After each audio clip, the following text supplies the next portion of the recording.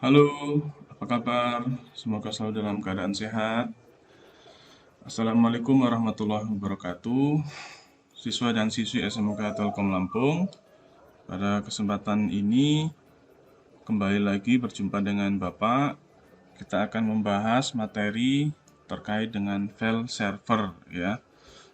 Materi yang sudah Bapak sampaikan di materi sebelumnya ya, bahwa di file server ini adalah kelanjutan dari materi-materi seperti apa kemarin remote server, DHCP server. Nah, kali ini kita akan belajar tentang file server. Semoga anak-anakku semua juga sudah membaca ya materi yang sudah Bapak bagikan di LMS tentang file server ini, karena Bapak sudah membagikan materi dalam bentuk file presentasi. Dan kali ini kita akan membahas lebih jauh ya. Silahkan simak, tonton video ini sampai selesai ya. Baik, pertama kita harus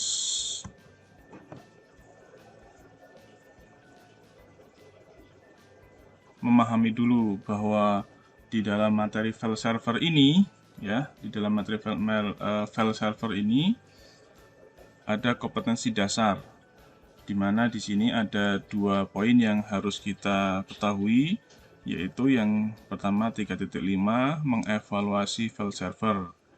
Yang berikutnya 4.5 mengkonfigurasi file server.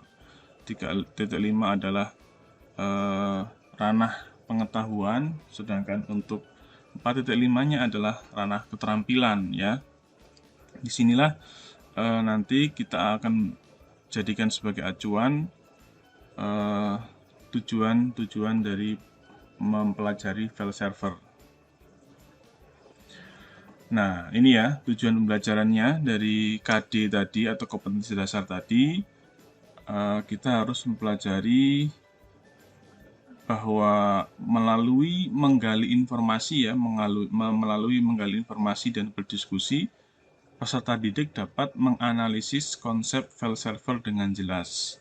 Kemudian, selain itu, peserta didik dapat menemukan cara konfigurasi file server secara efektif. Jadi, nanti kalian berdiskusi, menggali informasi, mencari referensi, dan lain-lain, termasuk dari file yang Bapak bagi, untuk bisa menganalisis konsep file server dengan jelas dan menemukan cara konfigurasi file server secara efektif. Kemudian berikutnya di ranah keterampilan, ya, nanti kalian akan praktik ya. Setelah mempraktikkan, peserta didik dapat membuat konfigurasi file server sesuai SOP ya, Standard Operational Procedure. Kemudian yang kedua, setelah bisa mengkonfigurasi, bisa membuat, tentu harus diuji kan, maka kalian harus menguji hasil konfigurasi file server dengan baik. Nah, setelah bisa membuat, bisa menguji, berikutnya adalah bisa membuat laporannya. Jadi kalian harus membuat laporan, yang laporan nanti bisa ditulis di job sheet ya, dan juga menjawab soal-soal yang ada di LKPD yang juga sudah Bapak bagi di LMS ya. Sekali lagi semoga kalian sudah membuka LMS-nya sehingga bisa dijadikan sebagai acuan untuk mengerjakan atau memahami atau mengevaluasi daripada materi file server ini. Nah, materi pembelajaran yang akan kita bahas di pembahasan kali ini adalah yang pertama tentang file server, kemudian tentang prinsip dan cara kerja file server, kemudian tentang server message block atau SMB, kemudian tentang konfigurasi file server pada router boot MikroTik tipe RB951UI, strip 2 HND, kemudian membuat laporan ya, membuat laporan konfigurasi file server. Oke, sekarang kita bahas ke materi dulu ya, sebelum kita ke cara konfigurasi. Sedikit akan membahas tentang apa itu file server. File server adalah jaringan komputer yang memberikan sebuah akses berupa lokasi disk. Lokasi disk, tahu ya, disk ya, hard disk ya. atau tempat penyimpanan file yang di dalamnya terdapat file berupa gambar, video, musik, database, dokumen, dan lain-lain. Server ini secara khusus dirancang untuk user atau pengguna untuk memungkinkan dalam penyimpanan maupun pengambilan data yang dilakukan melalui workstation. Ya, jadi file bersama yang ditempatkan di satu tempat, kemudian bisa diakses melalui workstation, melalui infrastruktur jaringan ya. Lebih lengkapnya akan kita bahas di slide berikutnya. Nah, ini contoh gambaran tentang file server itu. Jadi di sebelah kanan itu ada tulisan server, kemudian di dalamnya ada video, musik, dokumen, gambar, dan masih banyak lagi ya. Nah, itu bisa diakses oleh user ya, ketika user mengirim sebuah pesan bahwa saya mau mengakses gitu ya, mengakses itu ada dua, antara mengambil kemudian juga menyimpan ya, atau bisa saja hanya sekedar mengecek, melihat-lihat gitu. Gambaran simpelnya itu walaupun agak sedikit lebih luas ya, seperti kita misalnya bahas tentang Google Drive gitu ya, tentang Google Drive, di mana di Google Drive itu kita bisa menyimpan berbagai file, bisa mengambil, bisa melihat, yang nanti itu bisa diakses dimanapun, kapanpun ya. Tapi kalau itu memang ranahnya sudah cloud computing ya, sudah penyimpanan awan gitu ya. Sedangkan ini kita akan bicara secara infrastrukturnya gitu. Yang harapannya setelah ini anak-anakku semua, siswa-siswi itu bisa mengkonfigurasi file server lokal gitu ya. Misalnya di sekolah kita sediakan satu server seperti ini ya. Kita sediakan satu server, kemudian siswa dan siswi itu bisa mengakses.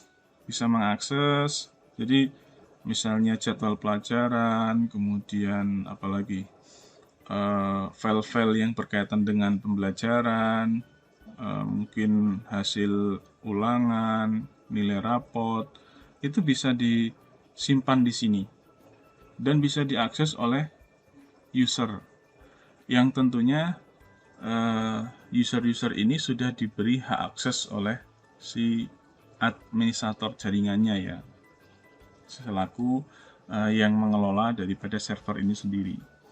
Dan masing-masing punya privasi masing-masing di dalam sini ya. Artinya di situ ada yang sifatnya file bersama, ada juga yang sifatnya file privat gitu.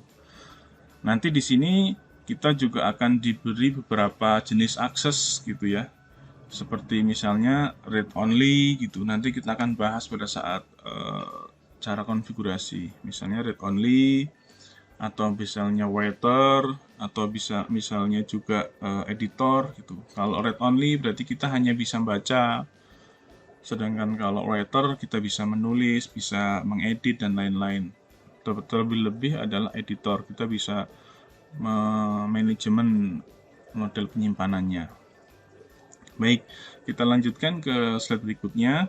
Nah, ini ya, file server biasanya menyediakan ruang untuk menyimpan dan mengambil dokumen. Nah, kata-kata ini yang perlu kita highlight ya.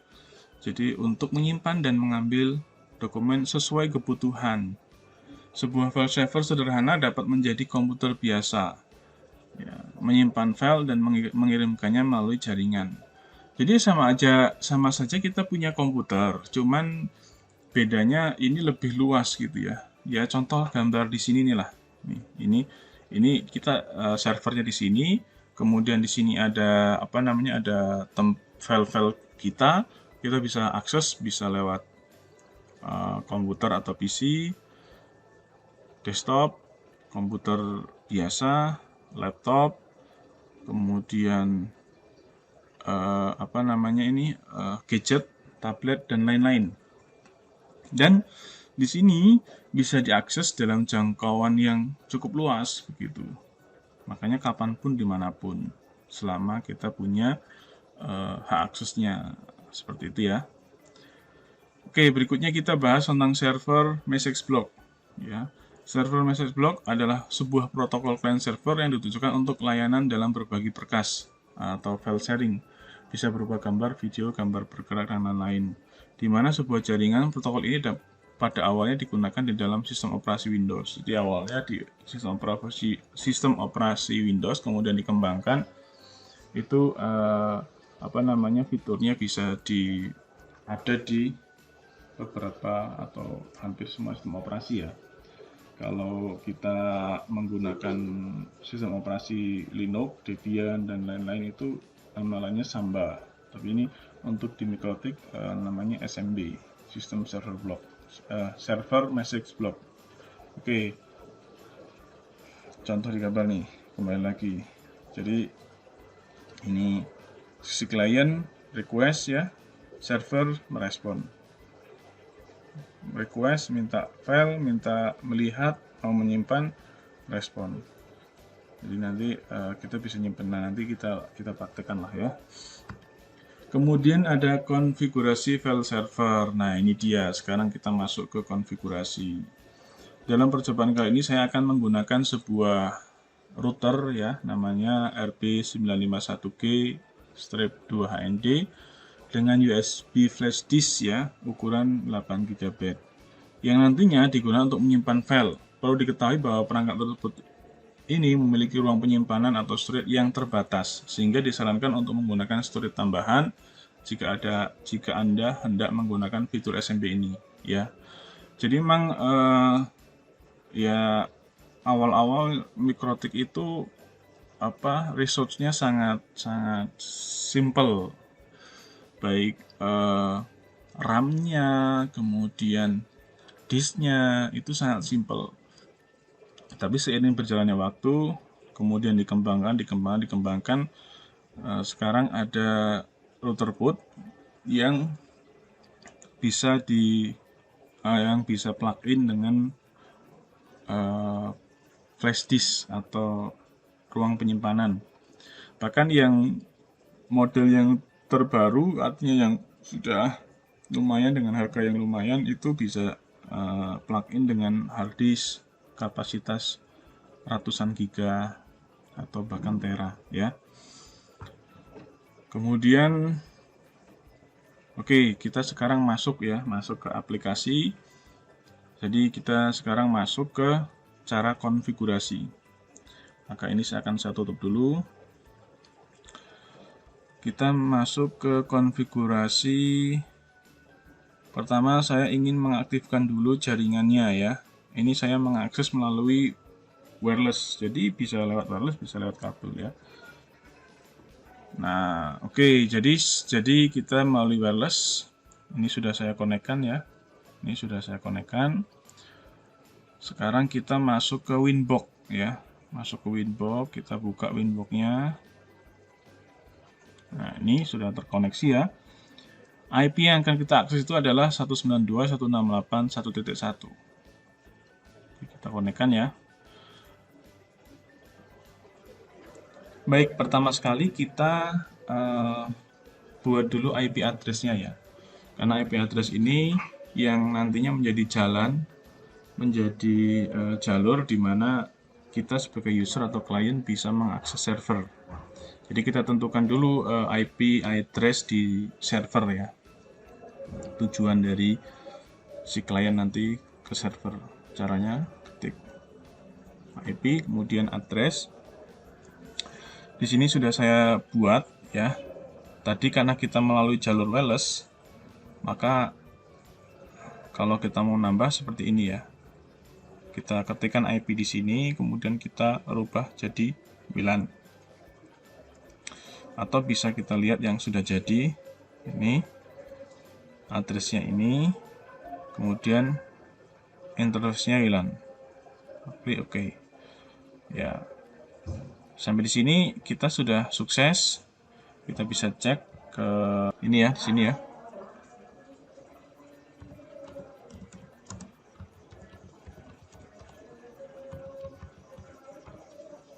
dia sudah terkoneksi ya. Artinya klien sudah terkoneksi ke server. Oke, sudah terkoneksi. Kemudian kita masuk ke pilih sistem. Nah, ini sistem, terus disk. Ya. Tujuannya untuk apa? Untuk memastikan bahwa router boot atau kita asumsikan server itu terdeteksi bahwa di sana ada ruang penyimpanan yang nantinya akan digunakan untuk menyimpan file berupa gambar, video, dan lain-lain. Di sini sudah ada ya. Ini karena ini saya menggunakan tambahan flash disk ya. Ini ada tertera di sini Toshiba USB DRV. Kalau kita memulai dari awal ya, biasanya ketika si perangkat itu baru dikenali, misalnya kita baru menyolokkan flash disk, dia minta format. Maka pastikan ketika kita menggunakan flash disk tersebut, memang flash disk itu dalam kondisi kosong ya. Seperti biasalah ya, format maka akan menghapus, memastikan mengosongkan isi flash disk. Artinya nantinya server itu benar-benar dalam kondisi kosong ya. Jadi langkahnya tinggal diklik format, terus kemudian start. Nah di sini, ini tidak bisa karena sudah dikenali sebelumnya. Oke, baik, berikutnya kita setelah memastikan bahwa memang di dalam server atau router itu memang sudah ada ruang penyimpanannya, kita sekarang beralih ke IP SMB. Oke, ini kelihatan ya. Ini kalau belum di setting sama sekali akan begini tampilannya. Ya. Maka kita checklist dulu untuk dua hal ini, memastikan bahwa SMB setting ini benar-benar sudah enable ya. Seperti itu. Kemudian interface-nya ini bisa di-all-kan seperti ini. Kemudian domainnya itu terserah, ini bisa dirubah-rubah sebenarnya, bisa dirubah-rubah.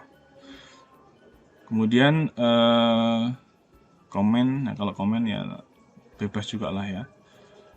Oke, setelah tahu di sini cara mengaturnya, sekarang kita beralih ke share ya. Share. Nah, ya, jadi di sini pertama kita tulis di sini, kita klik tanda ini ya. Kemudian kita kasih nama, misalnya simpan data gitu ya. Simpan data, kemudian direktorinya kita buat USB seperti ini ya. Terus ini max session, artinya bisa diakses oleh beberapa klien atau user. Ini di sini 10 saja sebagai contoh. Oke, kita apply oke ya. Ini sudah tersimpan ya. Kemudian kita close untuk ini. Berikutnya user. User ini adalah untuk mereka mengakses harus punya username dan password. Maka kita tambahkan di sini ya. Di sini sudah ada user 1, kita harus tambahkan di sini. Misalnya kita beri nama siswa misalnya ya. Siswa, kemudian passwordnya, siswanya kecil aja lah ya. Siswa, passwordnya 1, 2, 3, 4. Kemudian ada ada ini ya, level aksesnya read only. Kalau kita cek read only, maka dia hanya bisa baca. Tapi kalau kita abaikan, tidak centang, maka dia bisa edit, dia bisa writer gitu, menulis ya. Kita abaikan aja. Kemudian play oke.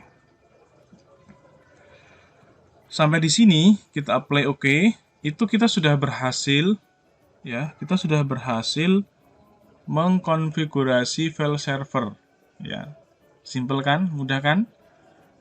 Karena sekarang kita masuk ke tahap pengujian ya. Oke. Tutup. Kita masuk ke sini.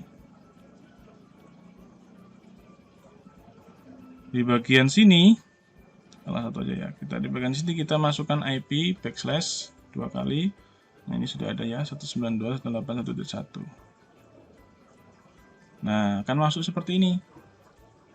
Dia akan minta apa ini? Enter your credential to connect IP ini ya. Tadi kita buat apa namanya? Namanya siswa ya. Siswa, kemudian passwordnya 1, 2, 3, 4. Bisa diremember, bisa enggak. Oke. Masuk kan? Nah, ini jadi ini untuk rombongan Stella, ini untuk rombongan simpan data. Jadi nanti ada 10 user yang bisa mengakses ini. Ya. Nah, ini untuk publish, yang untuk file bersama gitu. Kita coba misalnya mau apa ya? Misalnya mau contoh nih. Mau menyimpan file ya, kita menyimpan file misalnya gambar ya, misalnya gambar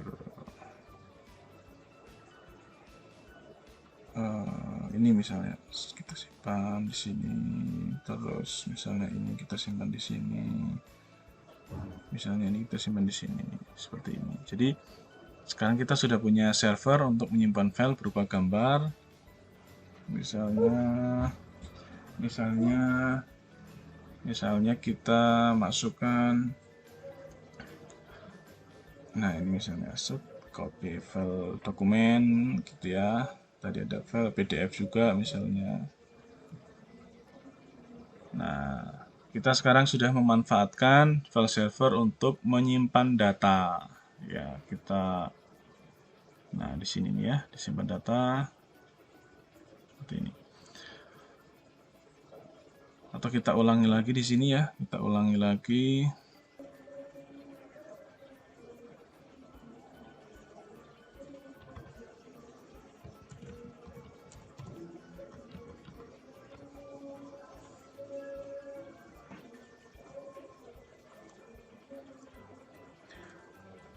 Kita masuk lagi, kita cek ya, kita cek file yang kita sudah upload tadi. Bahwasanya sekarang sudah upload ya, karena sudah melalui jaringan. Nah ini, nah sudah ada filenya ya. Oke, konfigurasi selesai, pengujian selesai.